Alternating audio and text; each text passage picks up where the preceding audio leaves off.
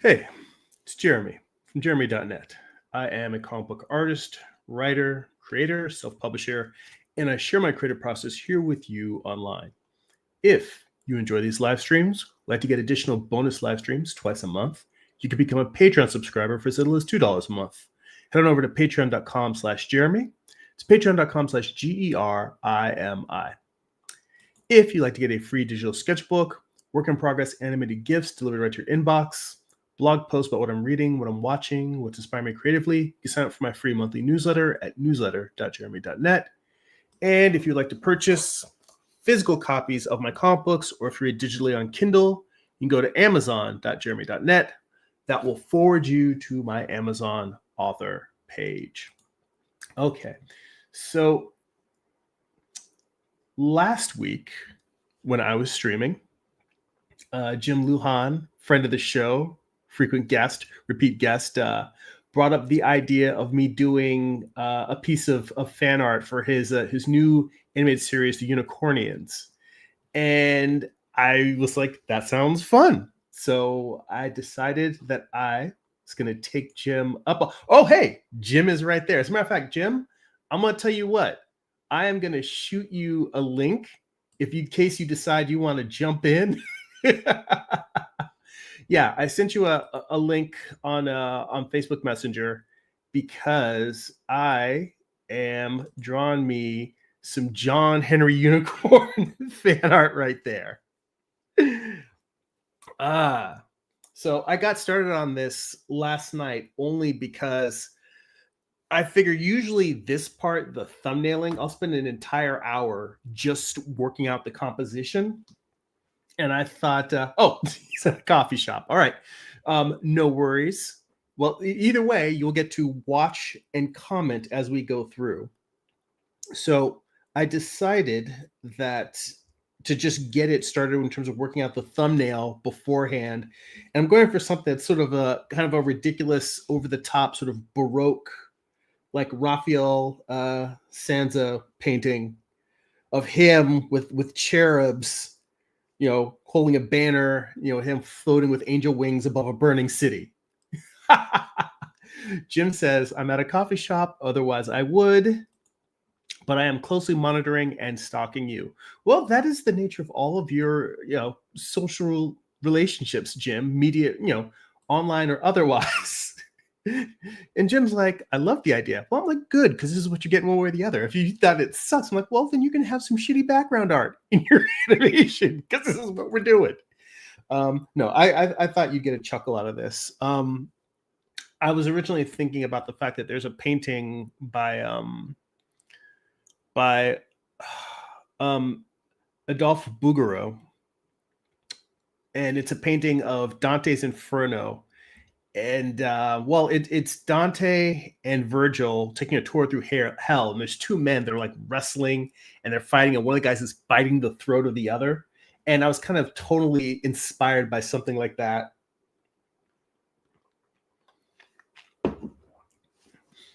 But I thought, given his ego, this might be a more appropriate thing. No, the reason why I thought of it is because that painting was used in an ad campaign for what's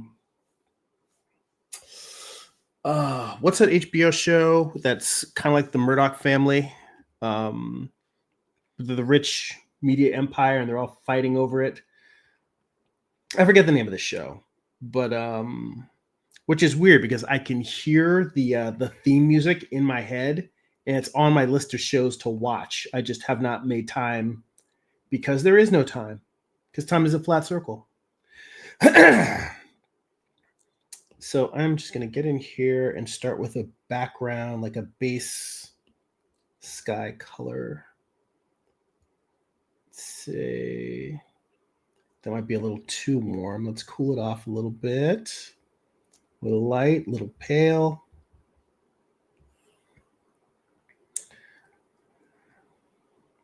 In fact, actually, this is what I'm going to do. Is I'm going to fill it with something that's a little bit cooler.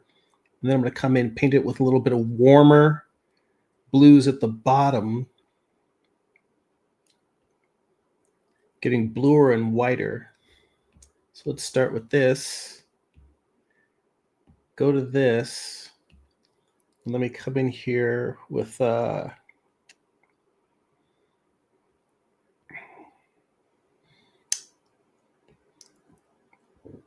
me just give it a soft brush. I don't really have any brushes set up for painting clouds because I don't paint clouds very often. But let's come in here and let's make this a bit bigger. Let's see here. That should be good.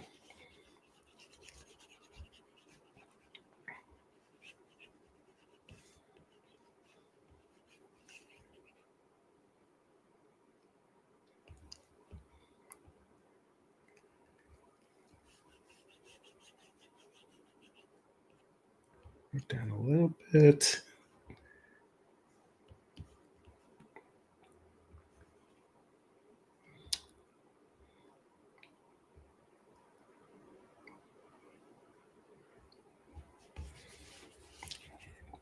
Let's come in here and get some puffy little clouds.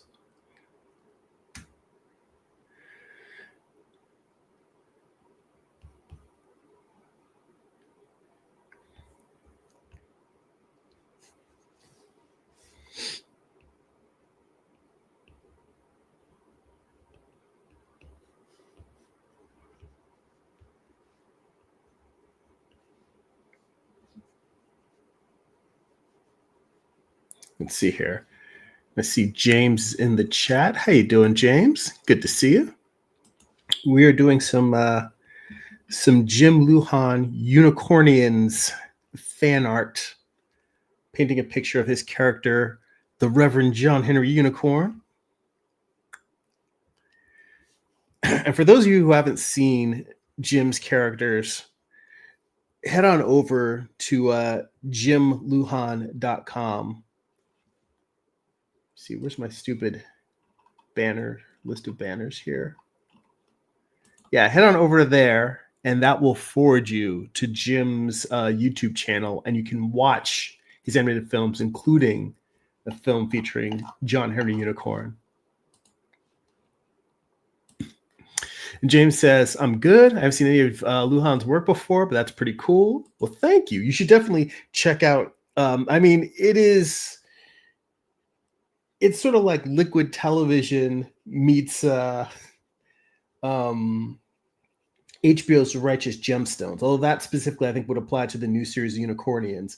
But there's that kind of a wacky, I would say there's sort of an Eastbound and Downish tone to a lot of your work, Jim. I think that'd be a reasonable complementary comparison. Ooh, Jim says Unicornians episode 1 premieres Tuesday. The hotness is coming. All right.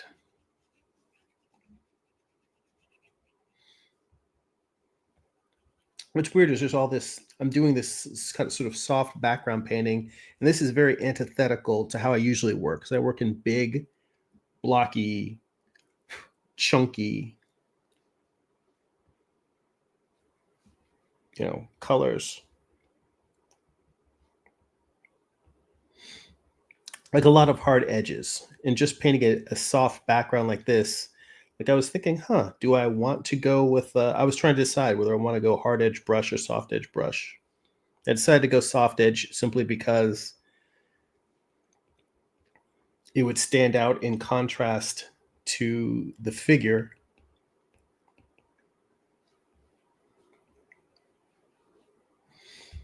But it is very different from how I'm used to working.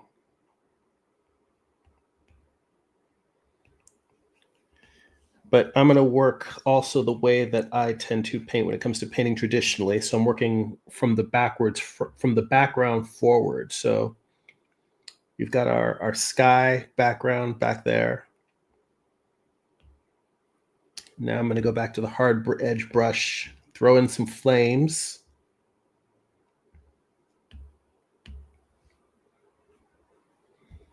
Let's put this at 100% opacity.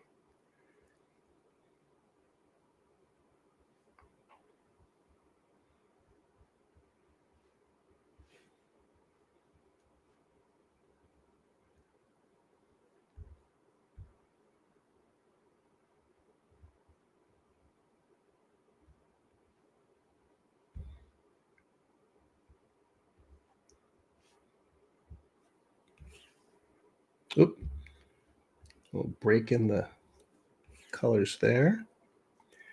Let's see here. So James says, ideas. Everything's inspired by something else. Does that mean there's no originality anymore? Should you strive for originality? Let's see here. And I see Martin in the chat. Hey, hey, hey. Good to see you, Martin. Happy Easter. Happy Sunday. Good to see you.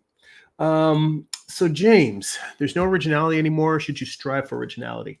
I mean, I think that you should strive for originality, but I don't think that originality should come at the expense of being competent and entertaining. Because I think a lot of the times, in an effort to do something that no one has ever seen before, that leads you in the direction of a lot of modern art. And I am not going to bash modern art, because I think that modern art comes from an interesting place in that it's seeking new forms of expression for ideas and trying to express things in ways they've never been done before. But I would say the complaint that a lot of non-artists have, that like average, normal, everyday people, I think the complaints that a lot of people have about modern art is that it doesn't seem to make any sense and it's inaccessible. And that is the trap of trying to be original.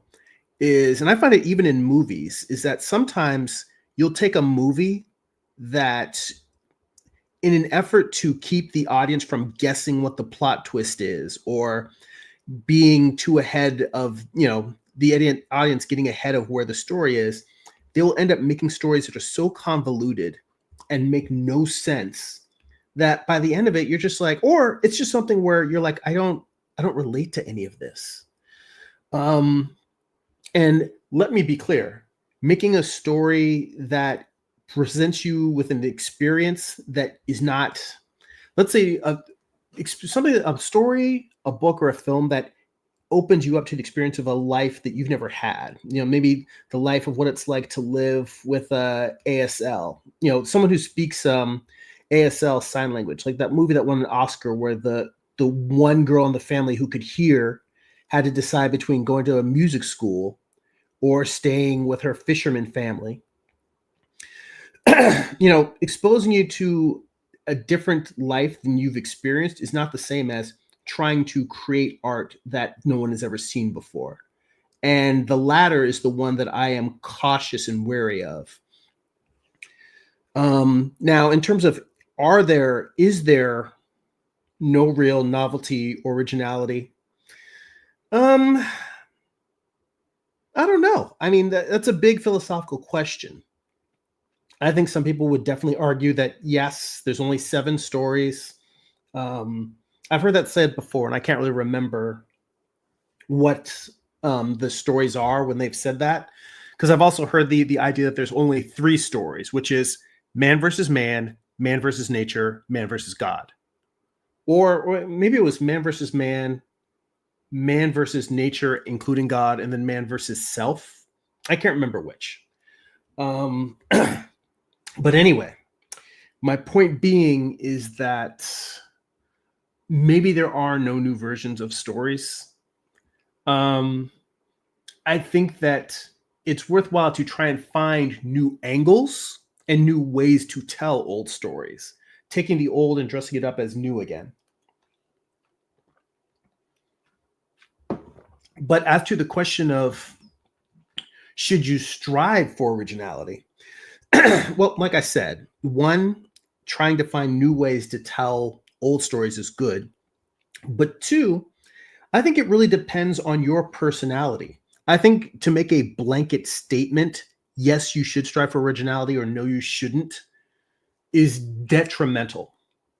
Because I don't think that that's necessarily the point of, the creative process. I think it's probably better to ask whether you are a person for whom the new and the novel entertains you. If you're somebody who likes classic sitcoms and old, like pulpy noir, like, black and white movies, then maybe you like traditional narratives, and that's what is comforting to you. If you like something like Rick and Morty, or I'm trying to think of some more experimental films.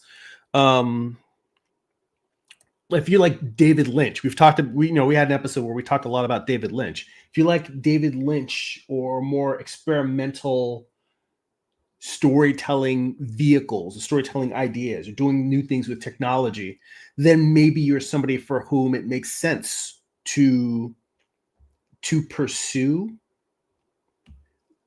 originality in the manner in which you're telling stories. And or maybe it's not even the manner of how you tell stories. Maybe it is the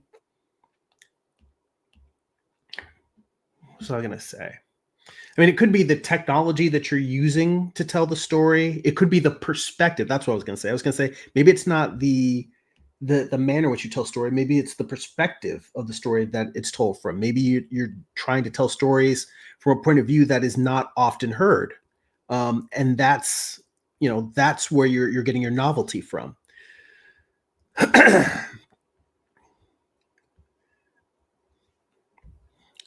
So what I'm trying to say is that there is no one size fits all answer. It is very subjective. It's very personal. And I would ask you, what are the types of narratives that you lean towards? I also say this as somebody who I am sort of an omnivore, narratively speaking. Like I like sitcoms, I like animation. Um, I'll watch a good romantic drama if it's telling something, if it's well acted and it's telling a story from an interesting perspective. Like I like philosophical ideas. The first Brad Pitt movie that I really liked was Meet Joe Black, which is sort of an existential romantic comedy about death. Brad Pitt, spoilers, plays death coming to claim Anthony Hopkins at the end of his life, and he's spending a little bit of time with Anthony Hopkins and his daughter, just walking amongst humans before taking Anthony Hopkins. So I like a wide variety of things. I'm a bit of an omnivore, and that's one of the reasons why I also tend to shy away from blanket statements about anything being 100% good or 100% bad, because I'd like to think that whether something appeals to me or not, there is always there's always an opportunity to learn something from it. And by the way, I got caught up in the drawing. Just Martin said, "Jim, love your work." I just wanted to throw that up there, Jim, because you deserve the love. You definitely deserve it. James says, "Well, man versus monster, man versus disease."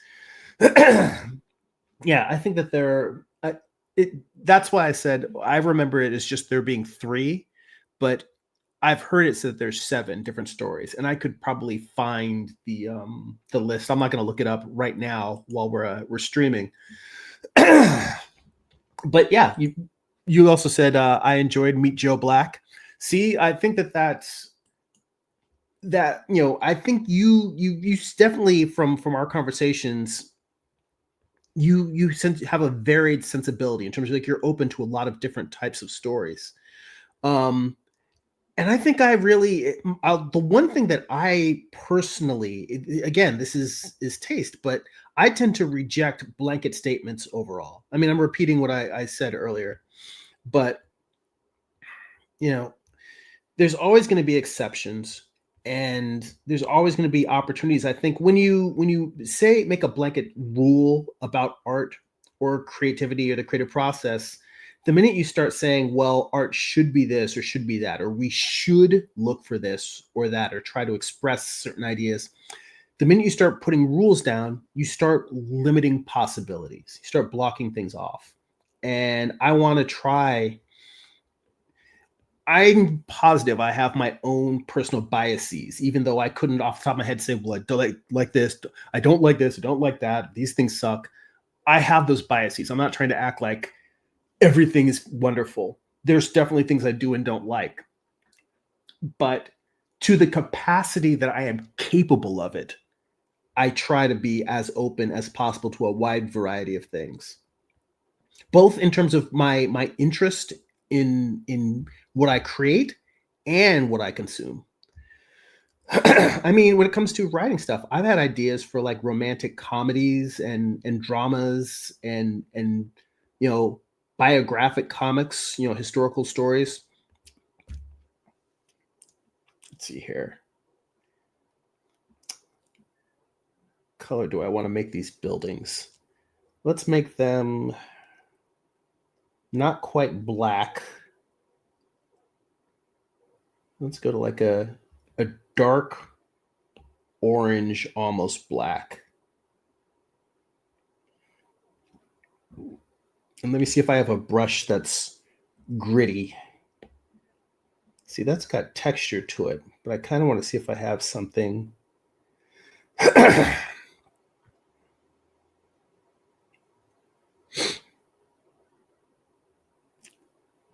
Yeah, let's try this. Maybe a little bit closer to black.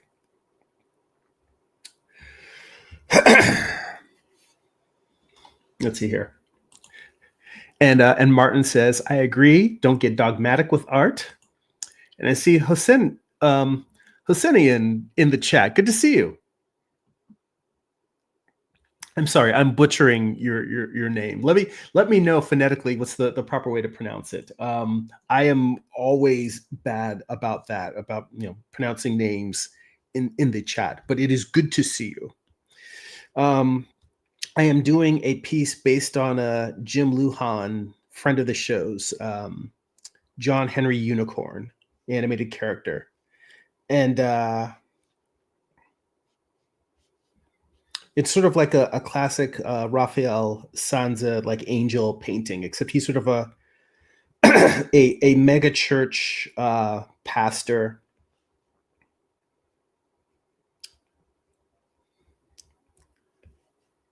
Sort of a weird, quirky, corrupt guy. So I'm doing him as an angel above a burning city.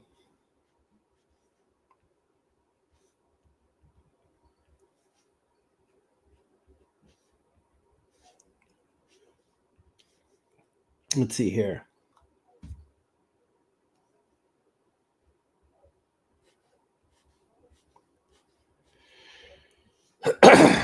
So I'm just going to block in these buildings here.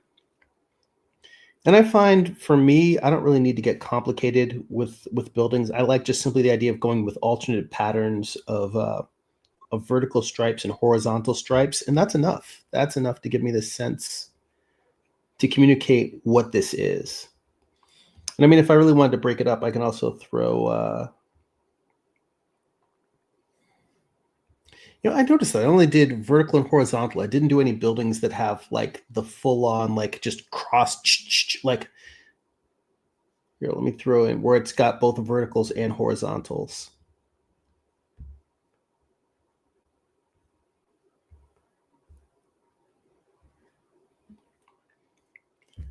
But yeah, that's real simple. You know what? I realized the little at the chyron at the bottom of the screen was cutting off when I go full screen, so you guys can't quite see the city at the bottom there. So let's see here. I see Red in the chat. Red says, I've just uploaded my art, Jeremy. Oh, cool. Nice to see you, Red. How are you doing?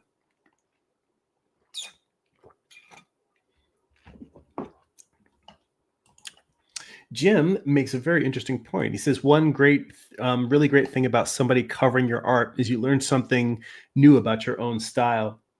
That's very true, because you get to see when people are interpreting elements that you put in your own work, it's kind of like it's like you get a chance to get fresh eyes on what are the actual habits and proclivities that you do that you may not even know. So let's see here. Let's give him sort of a pale. It's very pale.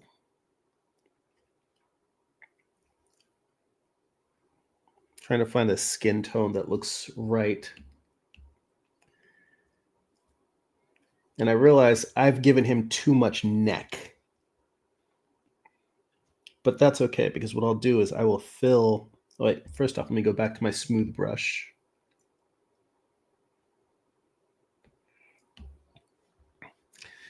I need to make his head a little bit longer anyway.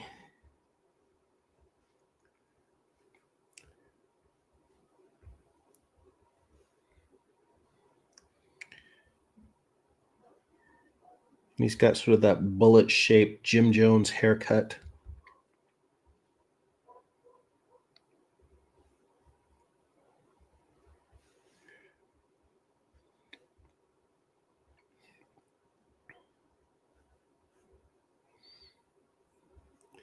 And it's weird because I want to give him sort of like a Renaissance like feel, but I still want him to feel kind of lumpy. Just kind of like trying to find that middle ground.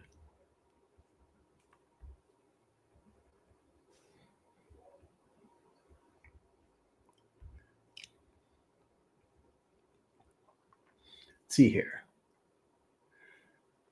Red asked, "How am I?" And I am doing well. I mean, I'm back in my studio and trying to get back into a regular art routine. So that, for me, that is huge, because being able to do art on a regular basis is sort of a calming, kind of a life maintenance type thing for me. I was able to go to my first in-person figure drawing workshop in 2 months last week, and it felt fantastic. It was really nice to just get in, sit down in front of a model, hang out with another group of fellow artists, and just sketch and work and study. And in fact, I'm probably due to do another fixing bad figure drawing session. Let me see here. Let's give Mr. Unicorn a bit of a pot belly.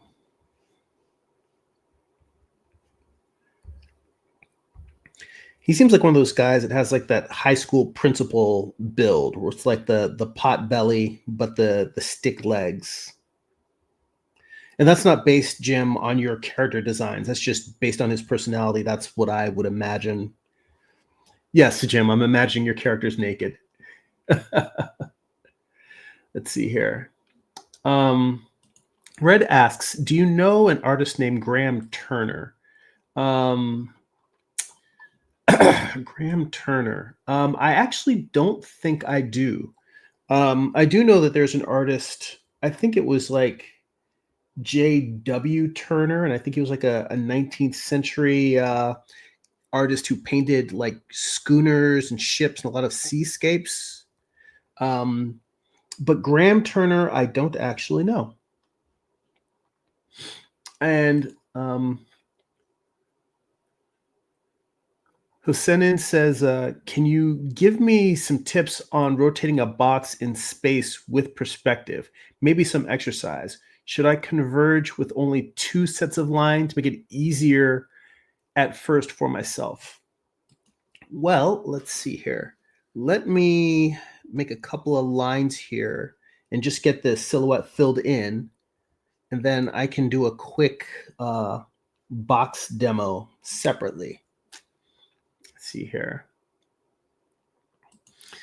He also says, "I'm not a beginner artist, but I have minor problems with drawing boxes in difficult angles." There is nothing unusual about having, the type of challenge that you're having. I had been drawing for probably, 15 or 20 years when I took a class on perspective, specifically because the this instructor that I'd been studying figure drawing with for years said that the biggest problem he saw with most artists was that they don't know perspective. And if you don't have a strong mastery of perspective, imagine if every single thing in the world has a bounding box around it. Now, imagine if your ability to draw a bounding box in perspective is compromised. It's just not something you're great at. All the boxes are a little bit wonky, a little bit wobbly. that means that every object that you draw will be a little bit wonky and a little bit wobbly due to the fact that the box containing it will be off. So that's I can very much see that being a big drawing problem. And my whole theory, and the reason why I wanted to take the perspective class I did, was just simply the idea that if I can improve my perspective, then by virtue of that, perspective, most people think of it for environments, but I was thinking just my sense of drawing the figure will improve if I can draw simple boxes and cubes and shapes like you're saying. Let's see here. Jim says, the character design of John Henry Unicorn, I went for a George Jones meets Jim Jones look. Honestly, a tiny bit of Peter Sellers Doctor Strange love. Yeah, well, that's an interesting combo, and I totally see it. But did you imagine them naked when you were drawing them, Jim? That's the real question. Let's see here. Red says it's okay to make your art messy if you're starting with an idea of a pose or something. And he says, and Graham Turner is an artist who paints lots of historical uniforms and knights and battles. Says his art is good and shows off perspective sometimes. All right, well, that is definitely a good one to check out. Is he a contemporary artist? Is he an artist from a particular era? Okay, but to get to Hossenin's question, let me open a new. Let's open a new screen, a new canvas.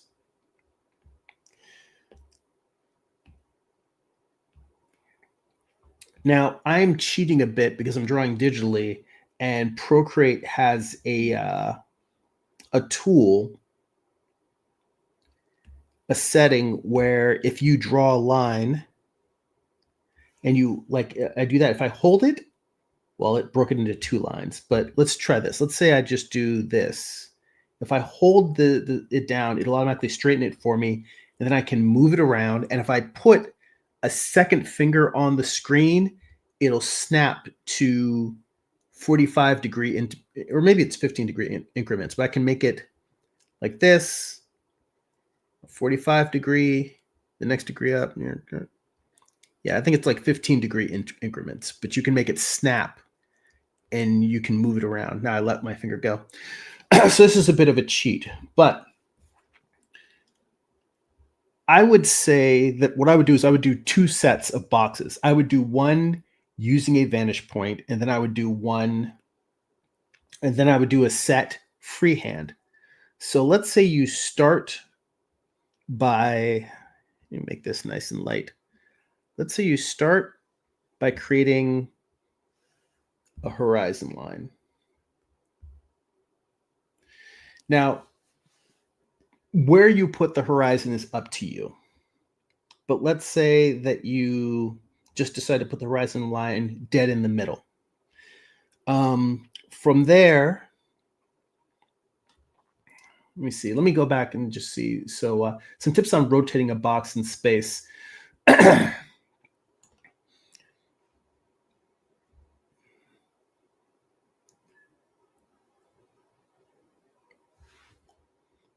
Now, this first one is not necessarily the tip for rotating the box in space. The freehand is really the important part, because this is going to give you just a sense of, well, what does it look like in perspective? So let's say I real quick make a couple of perspective lines. And again, this is something that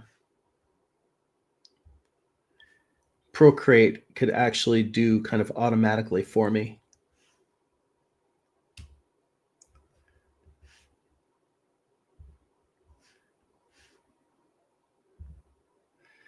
And by the way, if you are using 2-point perspective, personally, I am of the mindset that it makes the best way to, I don't want to select stuff. There we go. If you're drawing as a separate note from what I just drew up there, if you use 2-point perspective, so this is 1 point. If you use 2-point perspective, then what I recommend is to put your vanishing points at least as far off as, like, let's say that this is your sheet of paper. I would put your vanishing points out twice as far.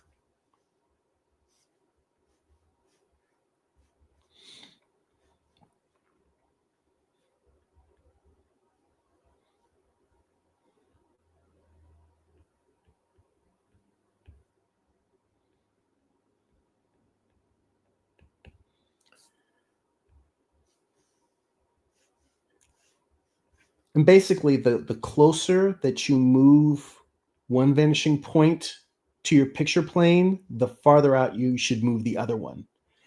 Now, true, if you've got a big ass drawing table, you might have to just sort of estimate and cheat it because you might not, unless you have a big ass drawing table, it's hard to have as much space as you need.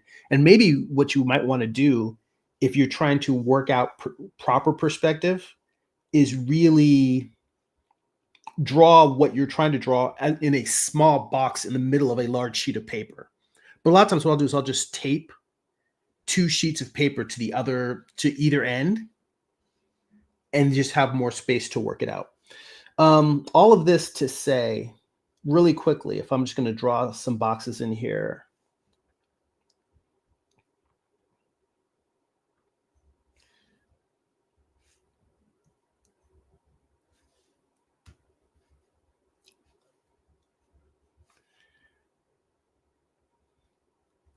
Let me bring this back in. So I'm kind of freehanding it here. And I could keep this completely straight and just say, oh, you're looking at the same box, but you're looking at it from different perspectives. But realistically, the way I tend to draw, if I'm drawing it, this is just the box facing the same direction, but looking at it from different angles. If you actually want to have it turn, you could, in theory, have a bit of an arc here and say, all right, I'm actually going to, instead of doing it straight, I'm going to turn this box.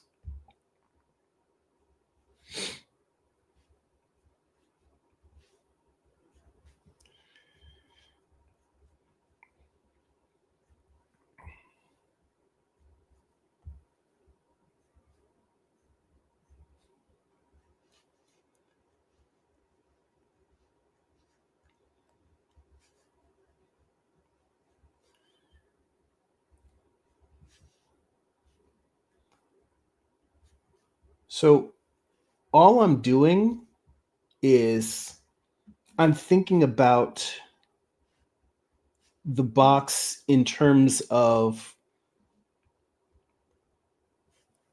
sets of parallel lines. So this hopefully will be helpful to you because I think what I just drew there doesn't really answer your question. And I will tell you right now, I'm probably not qualified to teach perspective because I took class on perspective just to give me enough that I have the tools to get through it. So I'm going to give you the blend. Well, okay, that's a great example there. Red mentioned Marco Bucci, who, yes, he's an excellent online teacher. And he said, Red says that he has a great video about perspectives.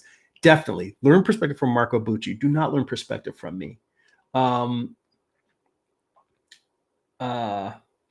I will try to give you what I use to help me work out perspective, but definitely learn from someone who is experienced in teaching perspective. I am not. But what I will say is that when you're drawing a cube, you've got your basically an x-axis, a y-axis, and a z-axis. And when you're drawing it, you've got 3 sets of parallel lines going that way.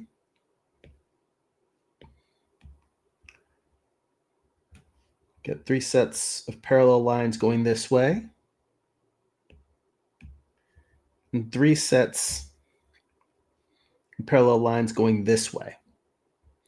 So when you talk about rotating a box, what you're really talking about is the idea that as you change these sets of parallel lines, you're changing their relationship to each other. So for instance, if this box that I just drew, let's say I want to rotate it to the left and then up more, then what would happen is I would start with, it doesn't really matter which set you start with, but I try to start with whichever one is going to have the most significant change. So let's say first rotating it to the left, I would say 1, and then 2, and then 3, because now that we've rotated it, these two are farther apart. These two are closer together. And then in terms of rotating it up,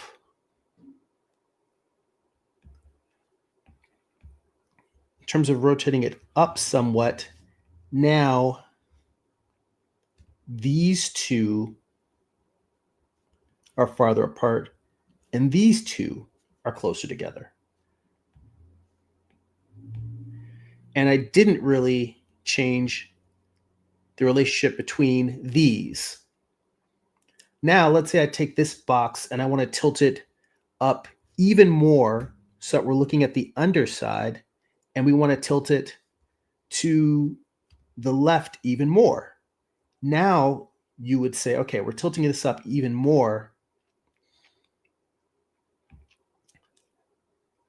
I think, let's go back to the vertical, because I think the verticals, trying to draw a line, start with lines that mostly define the front facing plane are probably the most helpful, because then that helps define the rest of the box. But I say that with the caveat that sometimes I will start by defining the side and top or bottom first, and then it's almost like whatever's left is what the front facing plane is. So let's see here. By the way, I see Chris in the chat. It says, finally found you, Jeremy. Great to see you, Chris. Thanks for catching me on a live stream. Always good to see you. So let's see here. Hosenin asks, I mean more freehand perspective and 2-point. Let's see here. And James also says, I like Fire Alpaca's perspective tools, which I have not heard of Fire Alpaca, but good to know. And Hosenin says, so you use guides or recommend using them at the beginning? Well, I recommend, like, the whole idea of starting with guides or drawing with assisted drawing is, what I would do is do a set that's done with a vanishing point, gridded out with a ruler, or if you're drawing digitally, to have a grid on the screen. Like Procreate has a, nope, let's go back in there.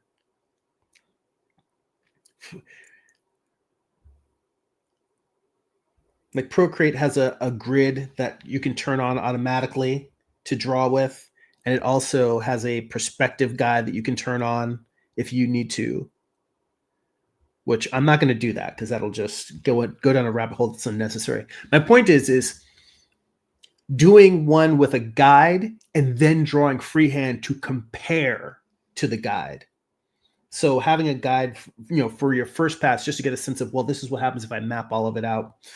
And then afterwards going and freehanding, because the freehanding, like I agree, like you said, freehanding very much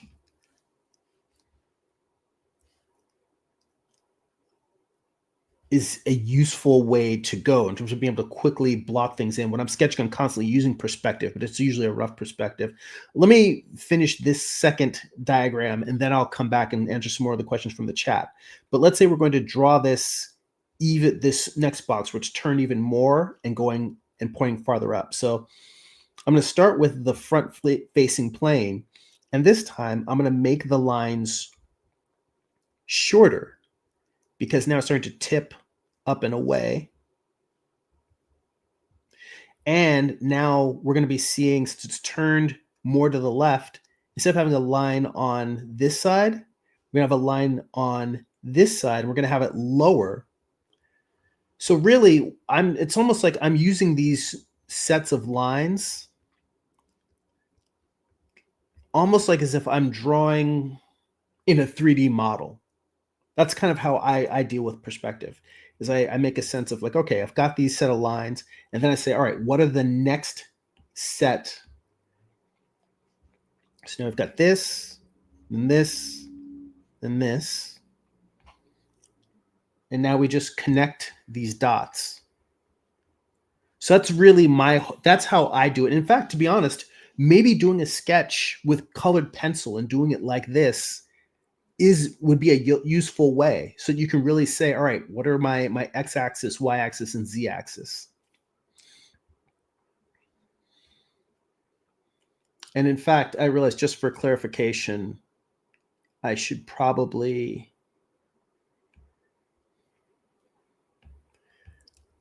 whoops, that's too much. The X that I put there was just indicating which side, but really, if you look at 3D models, up and down is a y-axis, left and right is an x-axis, and then forward and backward in space is a z-axis. So it's almost like you're building a little 3D model in your head. And before I look at the comments in the chat, I'm going to show you one more thing, which is, what if I now wanted to take this cube and instead of just turning it up and left and right, what if I now wanted to rotate this cube? And by rotate, I'm saying, all right, let's start with the z-axis here. And instead, let's say, now we're going to, well, you know what? I'm not going to do the z-axis because, to be honest, I'm looking at this and saying, well, that's going to be a bit harder. Let's start with the x-axis. So we're going to start with the front plane again, but this time, instead of being parallel, I'm going to drop it like this. So I'm rotating this set of lines, this x-axis set of lines.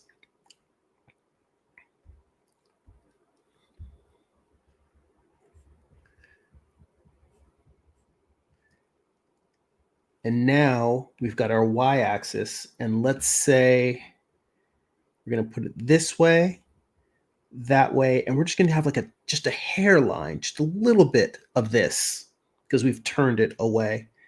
And actually, we're almost at the point now. Okay, and now with the z-axis,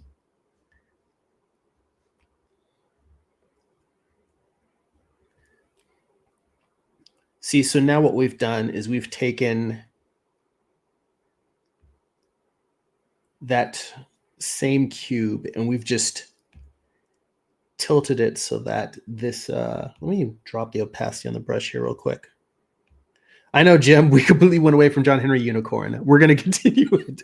I'll see if I can continue it during the week, or if I have time to draw it in the next week's stream, if I don't have time to finish. But basically, we're just taking, say, this bottom plane now, and we're just rotating it so the bottom plane is now over on the side. Just turn to the side more. That's all we did, was rotate it. So in terms of drawing freehand cubes, I think that this is probably the most useful tool that I can give you, which is thinking of it in 3 sets of 3 parallel lines: your x-axis, your y-axis, and your z-axis. And if you're drawing traditionally instead of digital, just get 3 different colored pencils, or 3 different, a ballpoint pen. You get a black pen, a red pen, and a blue pen. And you can use those to help practice. And then it's just a matter of filling a sheet with cubes drawn like this. And something else you can do is also you can look at objects. Let me see here if there's anything.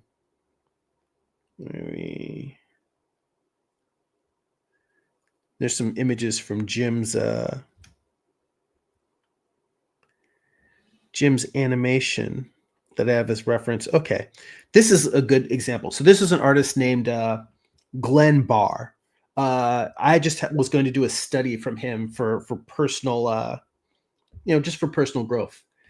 But you can also take photos of, like, let's say you're drawing from Line of Action or some other website that has a photo reference that you can use to study from. Let's apply this same premise to this photo that's here on the side. So if I start, I'm going to start with the y-axis. And the question in terms of which one I use, which axis I start with, is I don't have a set rule. I try to start with the front facial plane, but I basically look at what line is going to give me the most defining feature. So the most defining feature I'd say is her head's tilt to the right. So if I were to start by saying, okay, her head is tilted this way, 1, 2, and it's kind of a 3/4. So these lines are about equidistant. In fact, let me make this a little bit lower so I have some room. 1, 2, 3. And that's a nice thing. If it's a 3/4 pose, then that's actually a way you can measure whether it's a 3/4 pose or not. Is the place where the face kind of turns from the face to the side of the head in the middle, then it's a 3/4. If it's more this way, then it's more of a front-facing pose. If it's more this way, it's more of a profile. Then let's define this with that x-axis. So her head is looking downward.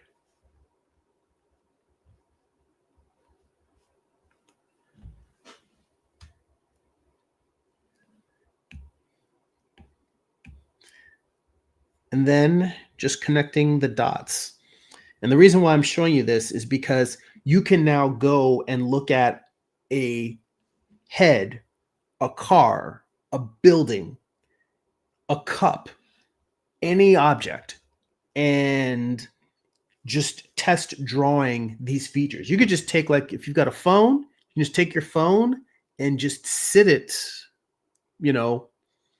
on the table in different positions and just draw bounding boxes for it. And this is also really good practice in terms of learning how to freehand your perspective. So let me know if that X, Y, and Z idea, and just filling, like, I would just fill sheets and sheets and sheets of boxes with you trying to draw stuff in perspective like this. And I know I said I was going to get to the chat, but I've got one more thing to mention, which is a lot of people like drawing sort of fisheye lens type boxes. It's very, everyone says, well, nothing is completely straight and parallel. And they'll draw, I'm now intentionally distorting these. So now instead of making them parallel, you can see that I'm intentionally tweaking them a little bit outward. And what this expresses is your lens. Like if you're using a fisheye lens or a wide angle lens, then you will get more of the type of distortion that I just sketched here. This is me drawing the exact same box, but with more fisheye to it, a wide angle lens. Now, this is a cool looking effect, but something to remember is that you have to be aware of when and why you're using it. Because yes, when you do look in real life, everything does have perspective. Things aren't really 100% parallel, but I think a lot of people overuse this effect in the sense that, I'm trying to think, what do I have in here that's square? I don't know. We can go back to my phone case.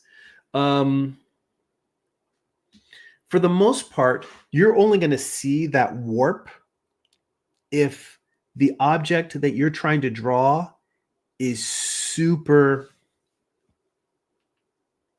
let's say it's super, super close to the camera. That's when you're going to see the really, really forced perspective.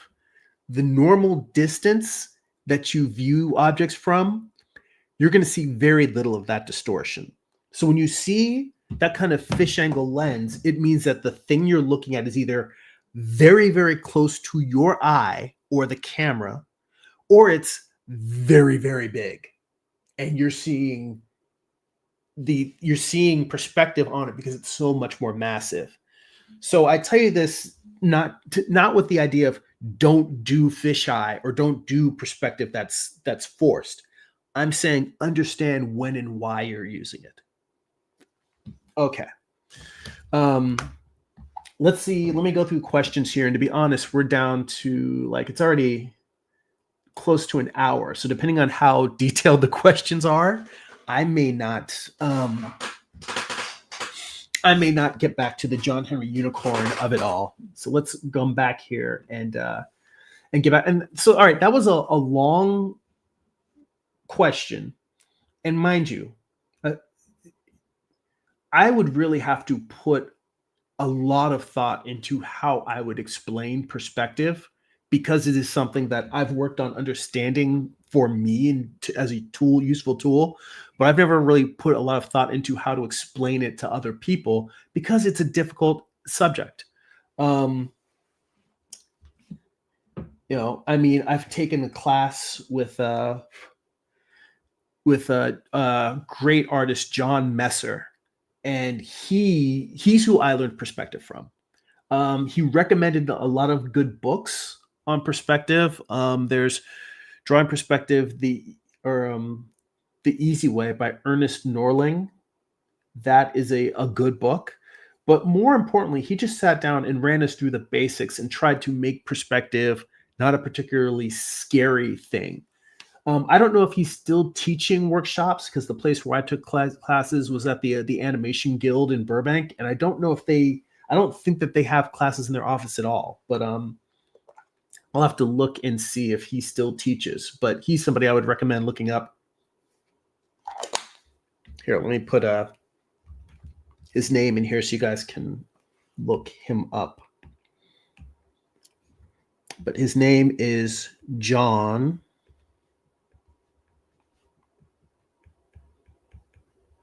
Messer.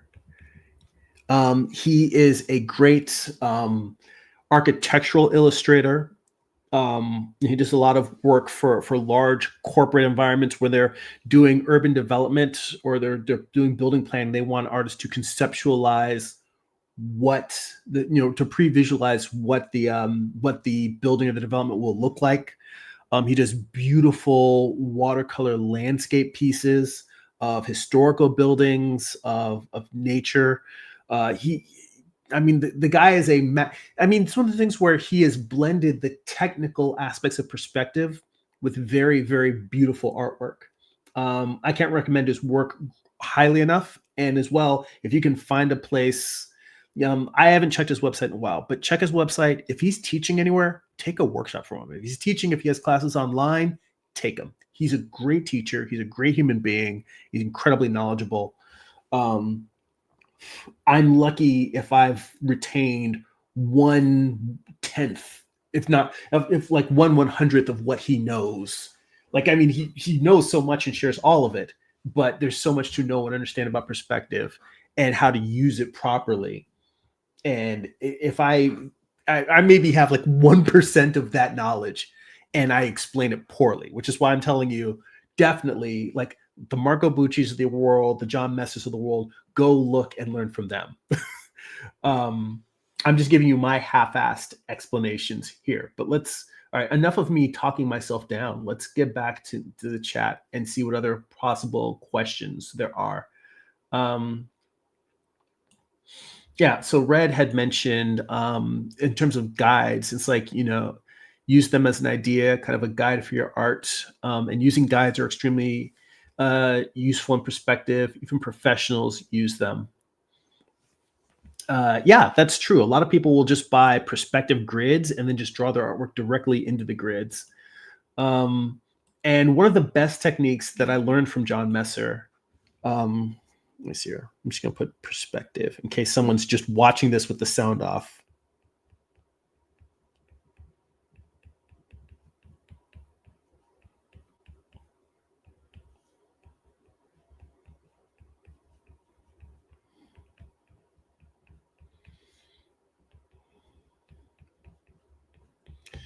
But yeah, you guys definitely need to check his work out. Let's see here.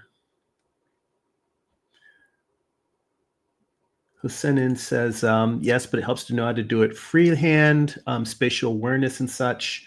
One of the great things that I learned from John in an effort to have us not be intimidated by perspective, he showed us how to just do a rough sketch the way you would normally just scribble into it. And then what he said was put a piece of tracing paper on top of that or put it on a light box and draw a horizon line over your rough sketch and then add a vanishing point and then go and find the largest buildings and make them in perspective in relationship to the horizon and vanishing point that you've added to your rough sketch. So he showed me in the same way that you could clean up a rough sketch.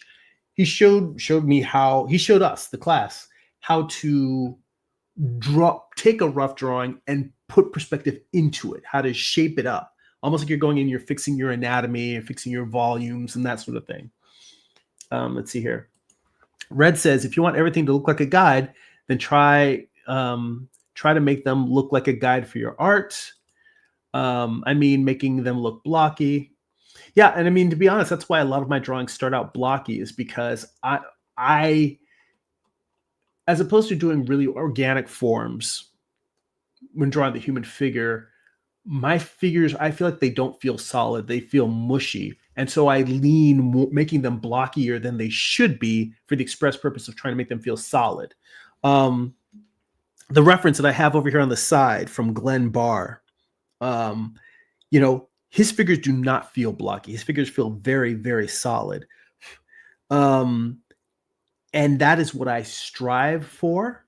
But I use the blockiness as a starting point, because otherwise, if I just try to draw this beautiful organic face that's over here on the side, I'll get something that feels mushy. The skull will feel a little bit too soft or flat, or the planes won't feel like they're turning properly, so that you go from cheekbone to side of the nose to top of the nose.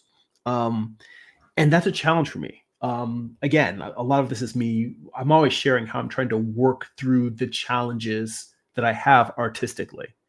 Yeah, a big part of this is me just showing you all the things I do wrong and all the things I'm trying to do to learn how to fix them. Let's see here. And I see Dylan in the chat. Dylan says hi. Hi, Dylan. Hosseini says, good idea, Jeremy. Thank you for your recommendations. And Red says, basically see everything as 3D blocks for guides, and then add some details. And then Hussein says, if I want to do all the things you said in more extreme perspective, with extreme convergence. Well, I think that was probably, we'll see what you said. Let me know as I get through here if I didn't answer that, because I think when I mentioned the fisheye thing at the end, I probably anticipated that question before I read it. So hopefully the fisheye thing at the end is explained all that. And I should also mention that part of what drawing with a fisheye is that it compresses your vanishing points. To a certain degree, the difference between box A and box B is that with box A, your vanishing points are like way out here. VP, VP, VP. Whereas with box B, your vanishing points might be sort of just outside of the picture frame. No, because it would be even more distorted if they were just outside. But point being is that when you're drawing with extreme convergence, that's what you're doing. You're moving the vanishing point closer to your picture plane. And you know what? I know better than to go into this because this is a half-assed explanation of perspective. But this is a mental construct that I've tried to use to figure out in my head how to understand perspective. So I'm going to dive into it. This might be a really, really bad idea, and it might just end up confusing people. And you might say, Jeremy sucks. Why did I ever listen to him? So let's say you have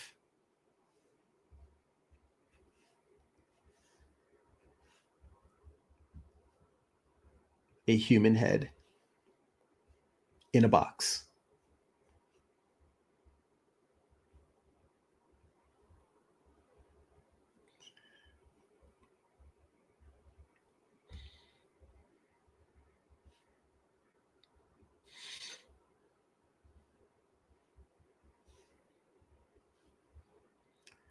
Yeah, Jim, aren't you glad I started doing fan art of John Henry Unicorn? All right. So you've got this human head. Now, imagine that this head is. Let me turn that other layer back on. All right. So imagine that this head, I should probably put this on another layer just in case. Imagine that this head is inside of a larger box.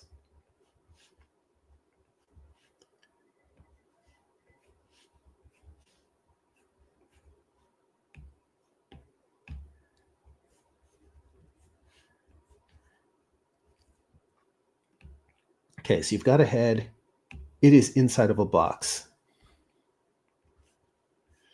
So the way that I think about perspective is that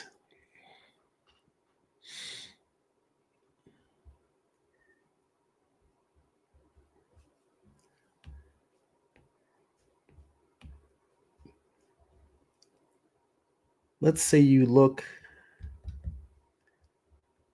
out the surface of this box.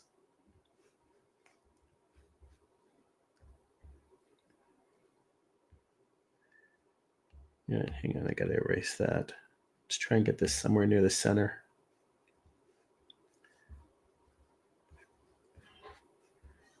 So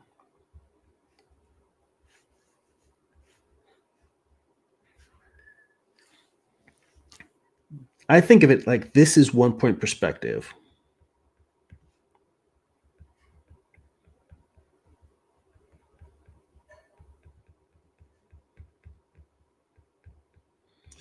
Now, with 1 point perspective, it's like there's a line going out from your eye, and where you look, it's kind of dead center. Now you can move your head so that you're facing different directions, so that you're not facing that vanishing point. For instance, from your point of view,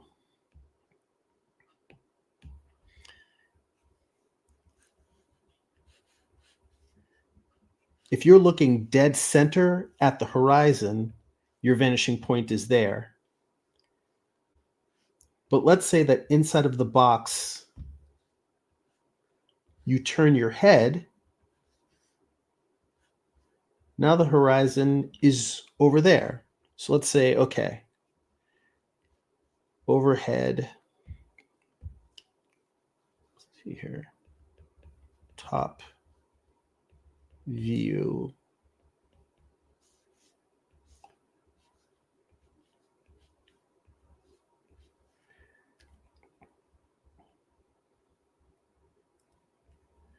If you are looking straight forward, you're going to see that.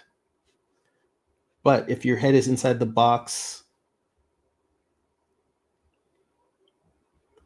and you turn your head, make this a little bit smaller.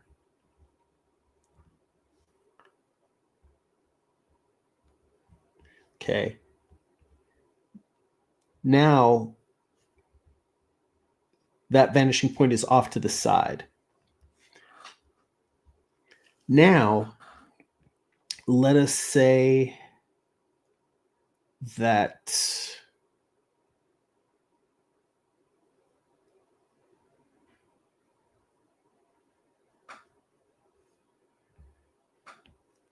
for 2-point perspective, there is a whole nother vanishing point going out this way. Now, all these vanishing points are just spreading out into infinite space.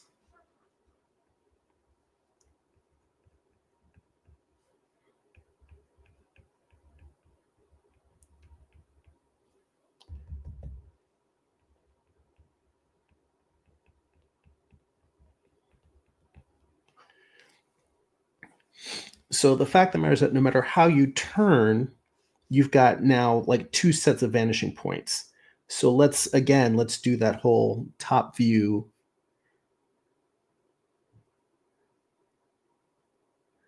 Let me move this. No, I should leave that exactly where it is.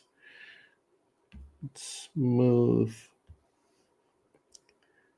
this over here.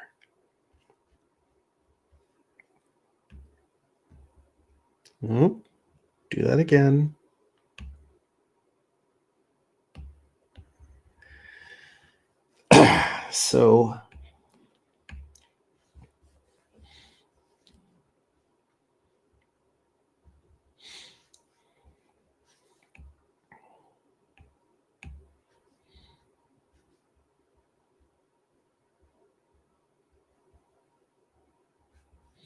So now,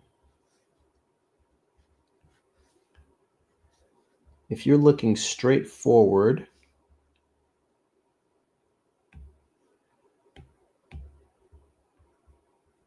of that.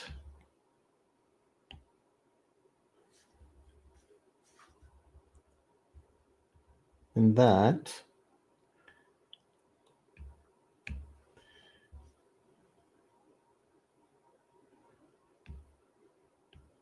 And let's say that you're looking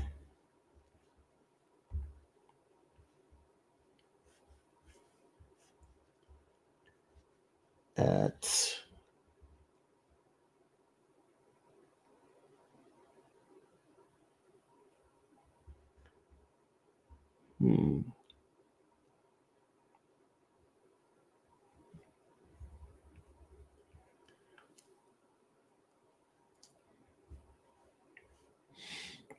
let's say you're looking at a box.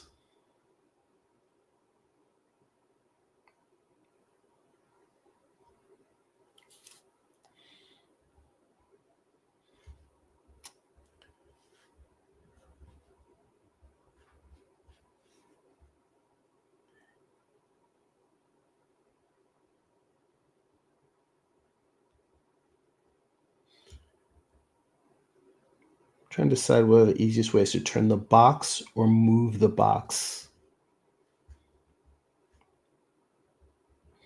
I think the easiest thing is probably to move the box.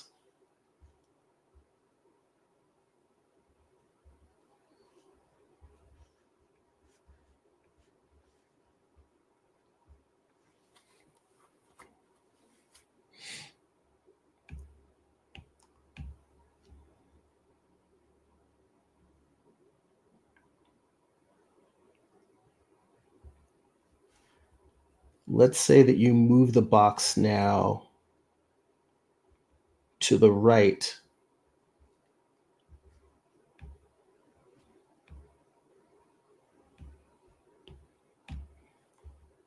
Hang on, gotta undo that.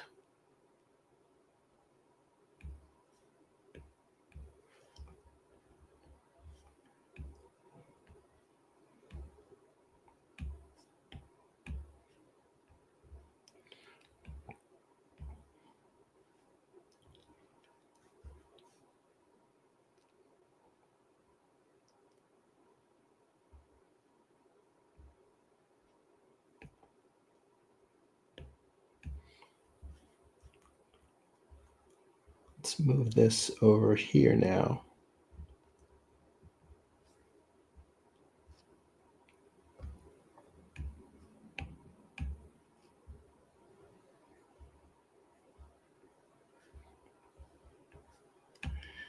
And what I'm trying to communicate with this is the idea that the perspective is relative now. If your head is in the same spot, but let's say that you move the box, let's say that you move this box laterally, now you're going to see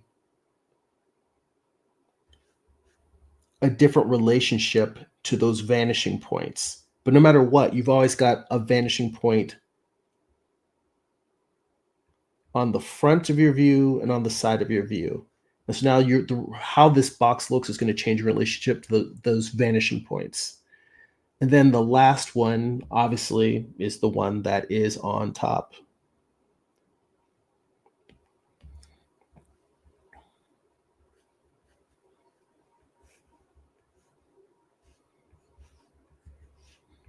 And that's 3-point.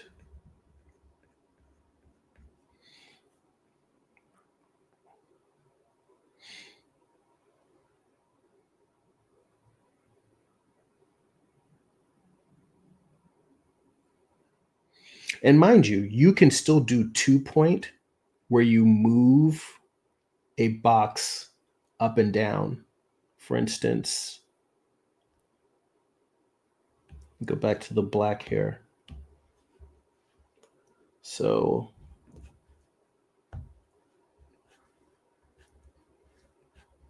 let's say still 2-point.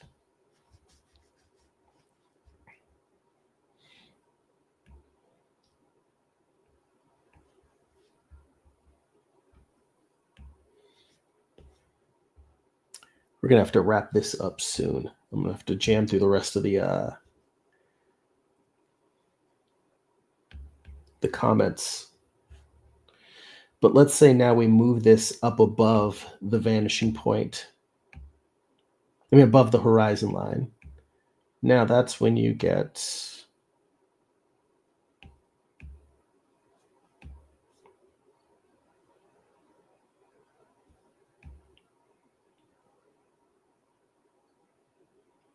oh, I see. I should have drawn these like this.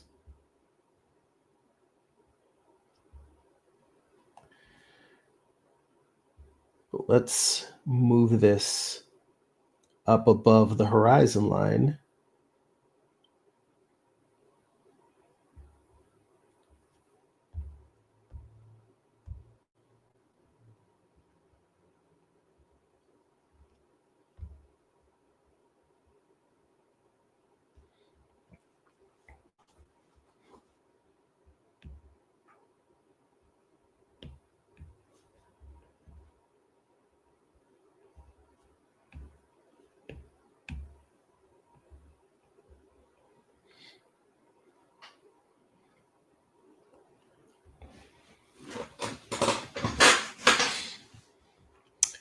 You know what? I have to undo that box. That's driving me nuts because this isn't actually heading, it's not converging. It doesn't need to be extreme convergence, but if the vanishing point is somewhere in the center, then those absolutely need to be heading towards each other.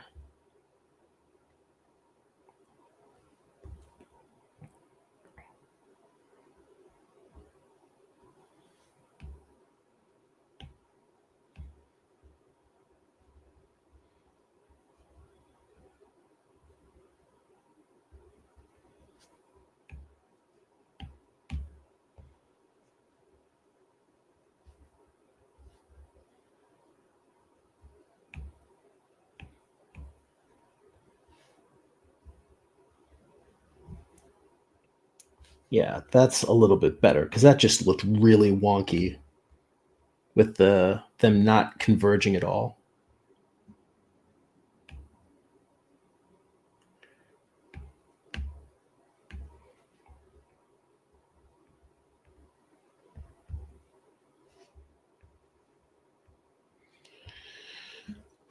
And so if you wanted this, but with 3-point perspective, it would be now, let's see.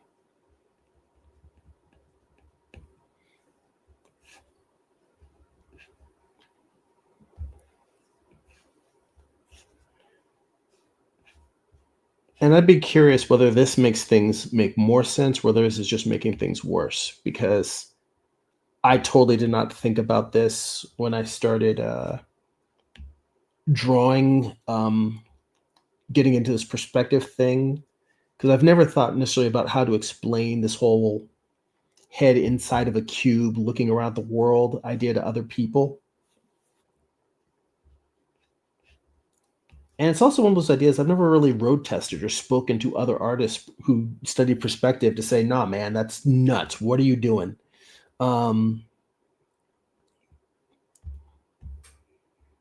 but let's just say it's the same thing, but now there is a third vanishing point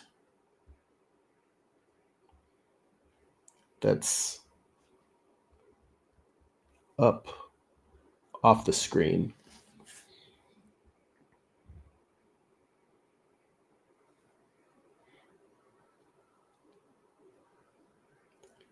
And let's say that these lines are now all pointing towards that third vanishing point.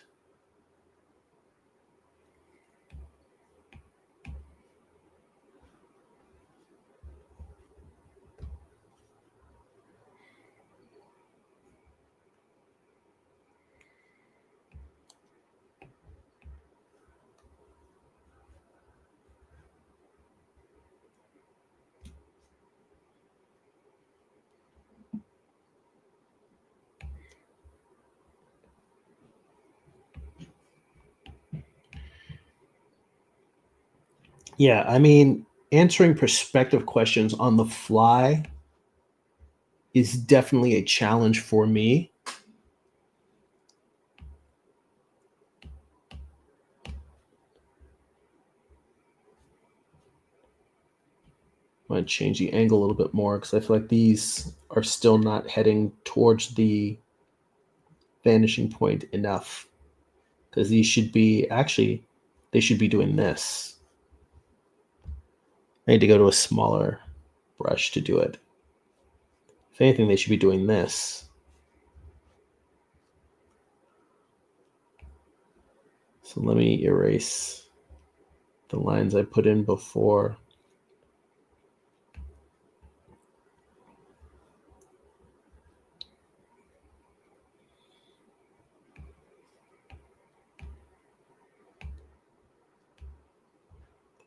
All right.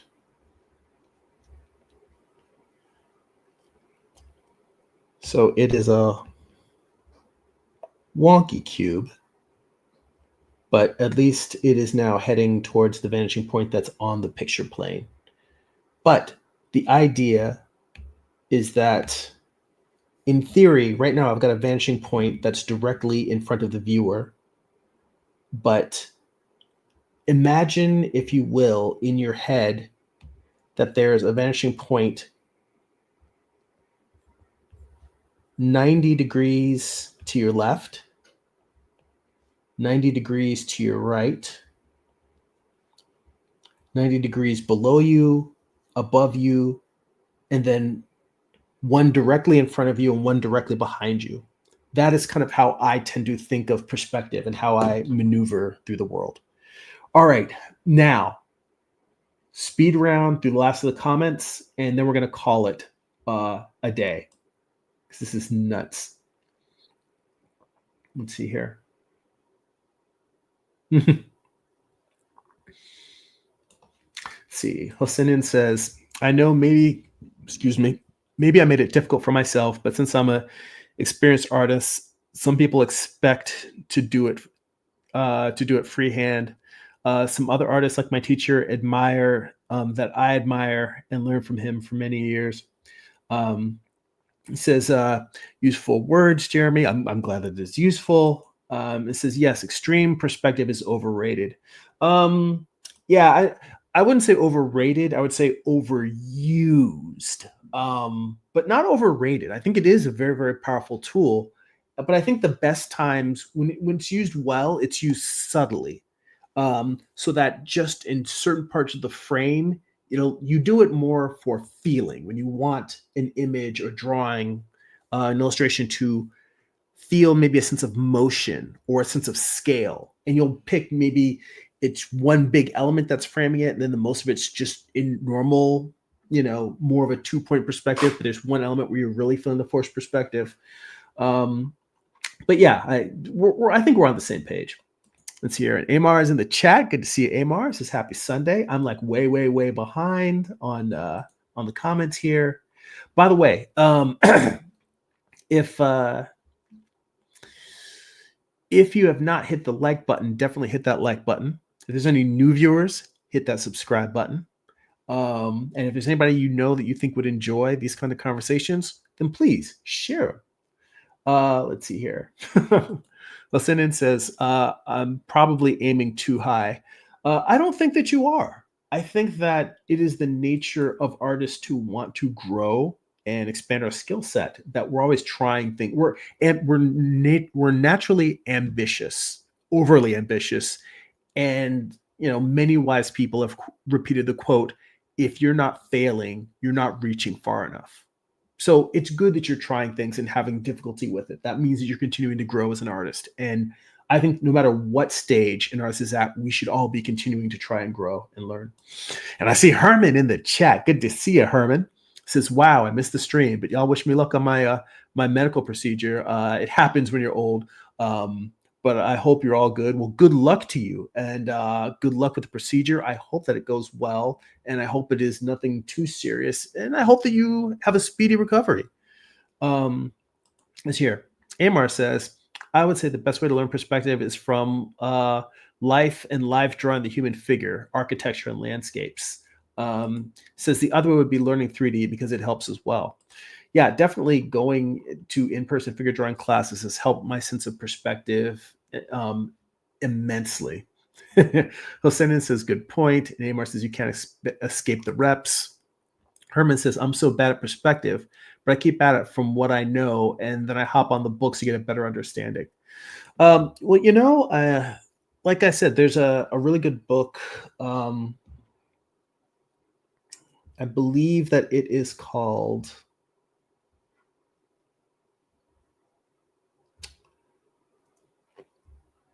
I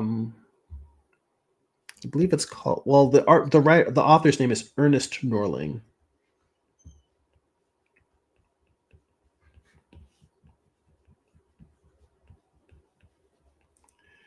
Let's see, is it perspective?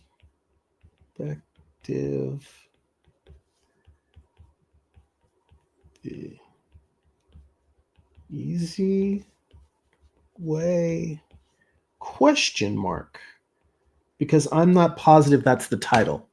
I know that's the author. I'm not positive that's the title. It's a really good book. It's a book that, again, Jon Messer, who I mentioned earlier, recommended that book as one of the books for his class.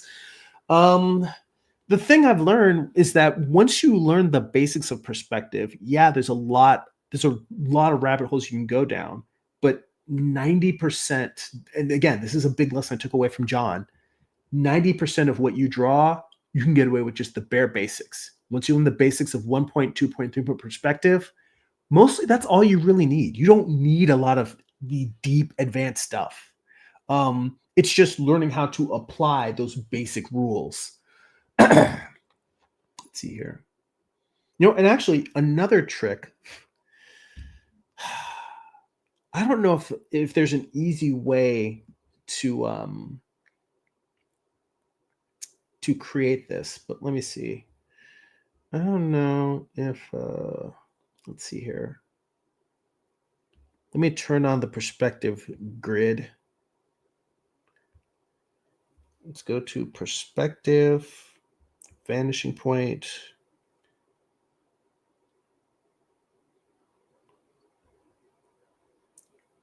That's 1 point.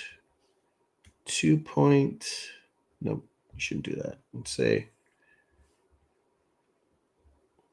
here, let me, 1 point, 2 point, and then let's say 3 point. Can I shrink this down more so I can raise this higher? So this is the advantage of using Procreate, is that it can create these perspective grids for you.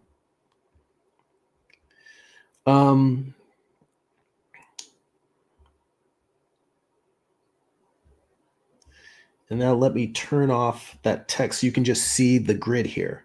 So the idea is that now you've got a horizon line and you've got a vertical grid and a horizontal grid.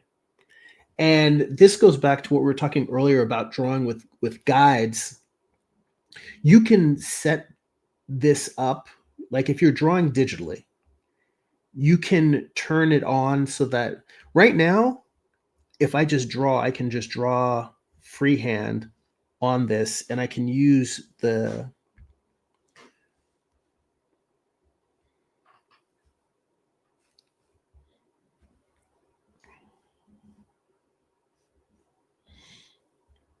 I can just use the guides.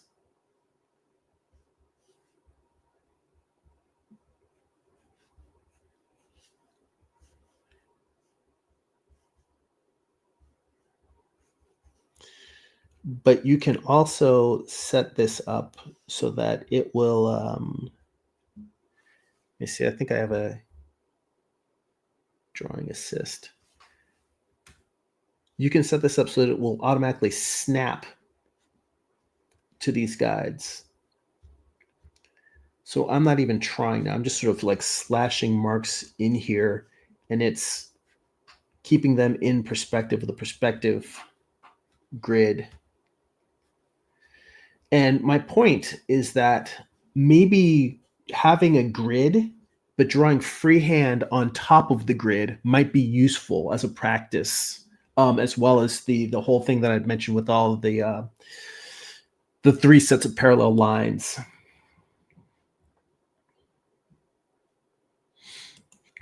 So here, Amar says, generally when you're uncomfortable is the point where you will learn from failing or you will give up and stay in your safe place.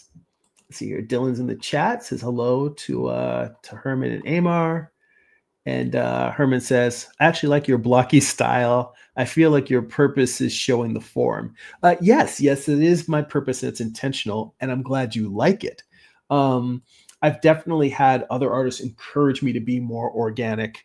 And I believe that there's a lot of strength in being able to make organic forms that feel solid. But at a certain point, I realized that if I spend all my time trying to pursue things, I feel like trying to do that is fighting against my natural inclinations. And there's a certain degree in which you have to say, am I fighting against my natural inclinations because I want to learn and get better? Or am I fighting against my natural inclinations in a way that's harming me and should just let myself be the artist that I am? So I'm still kind of on the fence about that. Like I said, work in progress. Amar says, if you are not uncomfortable, then you're not learning. That is a great quote. And Herman says, I stay not comfortable when drawing. I'm my hardest critic. It stops me from doing things. It's a problem I'm trying to break. I've honestly, for me, I have found that, again, life drawing from a model has really helped me in terms of I am still my hardest critic, but failing repeatedly, failing basically for 3 hours straight, a couple nights a week. And out of that, you may get one drawing in 20 that doesn't suck. It teaches you to not have a problem with being uncomfortable. It teaches you to be accepting of failing. It teaches you to be accepting of knowing that you don't know something, and that's okay. And it teaches you to be okay with saying, I can't do something, and I'm only going to get better 0.5% each given session. I'm not even going to get 1% better. I'm going to get 0.5% better. And that's the thing. It makes me, that's why I speak harshly about my own work, but I also speak to everyone about being kind to yourself, because I'm okay with how badly I do certain things. I can be bad at something, accept it, and still work at getting better at it a tiny bit at a time. All those things can be true at once. And that's what I encourage you to do. It's like, nope, acknowledge your shortcomings, but don't beat yourself up about them. All right. It's here. Amar says, it's basically push perspective in the foreground to the point your edges are warped. I think this is when I was showing the boxes, the fisheye lens. Herman says, I say stay uncomfortable because in everything where I learned the most, I was uncomfortable in art or in life, because when pressured, you will either get better or you will give up. It says when you're given a task for work, freelance or personal, is an unknown space you had to overcome. You either learn or give up. Jim said, you had me at a human head in a box. What's in the box? I promise you next week we'll get more John Henry Unicorn. God forbid, government, anybody ask me any perspective questions next week. Let's see here. Herman says, true, Amar. The problem is I'm a perfectionist, and I know in order to get to greatness, you got to get that garbage out of your system. It just sucks. I don't like seeing my work like that. I feel you. See, here's an interesting thing. I feel the same way. I am going to do my next comic as a web comic, and I'm going to do the crappy version, and I'm going to put it out there rough, as a rougher version, and just accept that it's not going to be perfect. And then when I do a print version, maybe use the feedback and the criticisms that I get from the webcomic and change things. I may change plot points. I may change character designs. Go back and remaster it. But I realize I'm trying to create this perfect book in my head, and it's never going to be as good as I want. So I just got to start. Dylan says, Herman, I've been busy for the past week and a half. Oh, I'm so sorry to hear that. You said my dad died this Tuesday. So my aunt and I have been doing typical things when someone dies. My condolences to you and your family. We recently had someone passing in our family. It's been really rough. My heart goes out to you. I hope that you're finding things to do that give you some sort of comfort and solace, and, try and spend time with loved ones and friends, and just being with people, even if you're not doing anything. Sometimes it's even better when you're just with them and you're not doing anything, but just, it's hard and it's rough, and I'm sorry for you and your family. Let's see here. Herman says, yes, or Amar says to Herman, in terms of being a perfectionist, so is Jeremy. And as we know, once you get that perfectionist headspace, it's where you have to make a choice to get nothing done or get it good enough. Yes, that is an ongoing conversation that we've had. Herman also sends condolences to Dylan as well. Let's see here. Amar says, because perfectionists can be the antagonists against you getting anything done. That's a very narrative way to look at it. And Amar also says to Dylan, we all have to go. I just hope he was not in pain.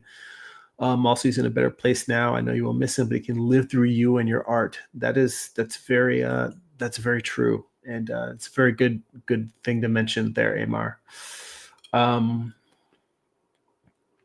Let's see here. Herman says, I feel you, Amar. It's something I'm working on. I feel I have to play catch up. When I finished school, my father and mother got sick, so many years gone and angst past time. I hear you. Let's see here. And Dylan says that he went peacefully and he was on life support. Well, I'm glad that he went peacefully. Let's see here. Amar says, this is why 3D software was one of the greatest inventions for this stuff. For people that can't get to life drawing much. Amar says, I've not used it to its fullest, but I know other illustrators and comic book artists that used it as a learning tool as well. Herman says, it's so totally me. And some say I'm being too hard on myself. But yeah, I never thought life would kick me. So trying to get back what I lost. don't think about it as things you lost. Just think about it as right here, right now, and you're experiencing the art of being creative. Just work from wherever you're at now. Amar says, I would like to add 2D, 3D animation. Also helps for perspective. Yeah, animation, because then you're drawing multiple versions of something moving through space. So that'll definitely put you through a lot of work in terms of work on perspective. This here. Hossein says, I think your idea about the head in the box is the same as the coin of vision and the vanishing points, if I'm not wrong. Yeah, I think that there's definitely, the cone of vision. Yeah, there's definitely, I'm using that. I'm just adding an extra layer because I don't know. I like boxes. It helps me conceive of stuff. So your Herman says, I can't believe I understand stuff because, believe me, I understand because I was doing stuff back in the late 80s, early 90s I no longer do. I'm just going to start reading stuff instead of throwing everything on the screen because I got to get through the rest of this. Said, I would, if I did, it would be God level as an artist because I was so much more serious about when I was in college. I pretty much take it for granted now that I've been doing it for so long, yet understand my weakness. That should not be, especially for how long I've been drawing. And then Herman says, word Amar, I started late in life too, 2 degrees, illustration and animation, became a caregiver as soon as I finished my 2nd degree. So yeah, just trying to get back. Hossein says, by the way, as a note, Herman, I mean, you, me, and Amar are all, older people making art. Even though I've been doing creative work for my entire work career, the thing that I've been really passionate about, like the comic books, I didn't start that until I was almost 30. And at this point, I've only done like 3 graphic novels worth. And I thought after I published my first one that I was going to do a graphic novel a year, every year for the rest of my life. And that I would just have this big fat library. And life throws you in directions where you make plans and God laughs. That's the expression. And that's why I tell you, you just gotta, we're always going to regret the time that we lost, but that time isn't coming back. And we just have to think about how we want to use the time we have left. See here. Hossein says, I love the theoretical part of art and drawing, and I love teaching, but the idea of a head in a box made it more difficult for me, unfortunately, but it's an interesting theory. He said, thank you very much for your time in explaining it, though. Well, forget about the head in the box. What if, first off, let me turn off this drawing guide. Hopefully, the thing with with just the 3 sets of parallel lines, if that is helpful, if there's one thing that, let me know if that thing at least is a simple enough idea. Because I knew when I was going into the head of the box thing, I was like, I don't know, this might be a bad idea bringing this up. But the 3 sets of parallel lines, I think that's a simple enough approach, and it's an approach that you can use whether you're working traditional or digital, and hopefully, you can use it to make better freehand boxes. Let's see here. Amar says they also sell perspective grid sketchpad you can use as well. I say 3D because it places all the same things we learn in 2D in a 3D space. Herman says, I tend to just draw on a plus axis and sketch away on freehand paper. Amar says, I tend to like using balls versus blocks most of the time and use some balls and blocks. Like, just the idea of constructing things from a bunch of spheres as opposed, kind of like, as opposed to cubes. Herman says, I tend to be block. I basically make all the shapes freehand and draw to make all the art seem like it belongs in the same world. Hardcore perspective is so jarring. And Herman says, Yoji, I hate that failing part. I need to work on that. Well, I mean, the whole reason why I make a joke about all those live streams, not live streams, but yeah, the videos where I go over my figure drawings from life drawing, I'd say fixing bad figure drawings, is because in the same thing, in the same way that that Amar mentioned, you're learning when you're failing. Like I learned the most from the drawings that really, really suck because the drawings that suck show me what I don't know. But that also means that it's like a big neon sign saying, study this, examine this, redraw this, try to figure out why it's wrong. Um, and that is how I became comfortable with the failing part because the failing is sort of like it's the first phase of getting better. It really is. If I draw something that comes out crappy, I'm like, oh, this means I don't know something. Oh, this means I can study it. I can analyze it. And the act of doing that will make me better. So don't look at just look at failure as it is the mouth of the digestive tract of improvement. The failure are the lips and the teeth. That's how you first take in the improvement. You have to bring that thing that's wrong into your mouth. You've got to chew it. You've got to chew it up well enough that you can get it down your throat. You have to get it into your system. You have to digest it. You have to take out all the nutrients. Then you have to shit it out. And then you can make something better.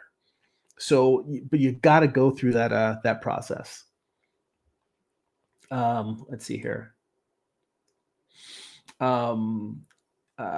Jim says, GB, thank you so much for doing this. I promise you we'll get back to John Henry Unicorn next week. Yeah, Hossein says, yes, the XYZ method was very useful. Thanks. I'm glad. I knew that the cube thing was probably a step too far. Herman says, word, Jeremy, I'm a work in progress and doing my best for now. I appreciate you, my brother, but I have to begin my prep for tomorrow to carry out. Yes, good luck. Knock on wood. I hope everything goes well with your procedure. Be well, and I hope to see you next week or in the next couple of weeks. Hosenin says, you're one of the most generous YouTubers I know about your knowledge. Well, again, I always say, like, if I can point you to somebody that, first off, thank you for that. I mean, I'm here for you guys, and I feel like if I can give anything back to other artists, I'm happy to do it, and I'm grateful to do it because a lot of artists have shared their knowledge and experience with me, and I want to pay it forward. Yeah, that's pretty much it. Just you're welcome, and I'm happy to do it. And when you learn stuff, pay it forward to other people.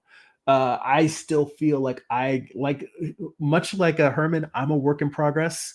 So I always try to just, I feel like sharing the act of trying to get better is probably the most important thing because we see people that are just really experienced and know a lot, or we see people that are complete beginners.